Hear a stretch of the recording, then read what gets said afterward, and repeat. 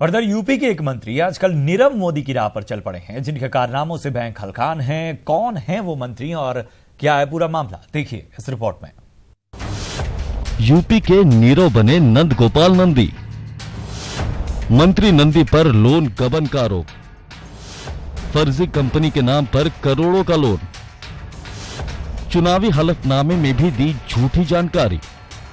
ये साहब यूपी सरकार के मंत्री, नाम है नंद कुमार गुप्ता नंदी।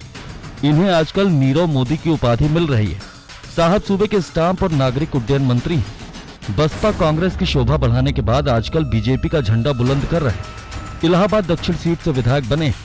25 साल पहले एक अदनी से व्यापारी थे, लेकिन आजकल ये अपने कारनामों से धन कुबेर नीरव मोदी को भी टक्कर दे रहे। आज वो 200 करोड़ की अधिक पूंजी के मालिक हैं, जिसमें 70% हिस्सा बैंकों का कर्ज है।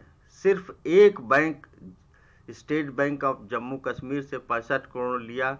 न इनके पास कोई कल कारखाना है, न इनके पास कोई व्यवसाय है, न इनके पास कोई उद्योग है। सारा कुछ कागजों पे है और किसी भी कर्ज की अदायगी नहीं हुई। सुना आपने कि नंदी कौन से कारनामे अंजाम दे रहे। अब जरा वो कारनामे भी जान लीजिए। कैबिनेट मंत्री नंद गोपाल नंदी पर आरोप है कि उन्होंने फर्जी कंपनियां बनाकर कई बैंकों से लोन लिया।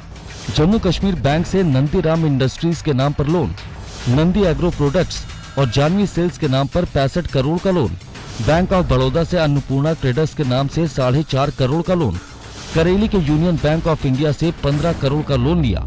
इसके साथ ही कई और बैंकों और LIC से भी लोन लिया और आरोप है कि किसी बैंक का लोन नहीं चुकाया। उत्तर प्रदेश में इलाहाबाद में एक ऐसा मंत्री है जो सैकड़ों करोड़ गबन करके बैंकों का, जो आम आदमी का पैसा है, वो इस तरह से बैठा हुआ है। नंदी पर चुनाव आयोग को भी गलत जानकारी देने का आरोप है।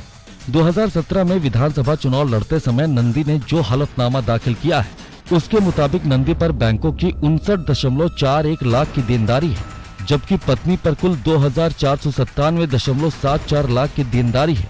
यहाँ उन्होंने कई फर्मों के नाम पर लिए गए कर्ज की जानकारी आयोग को नहीं दी।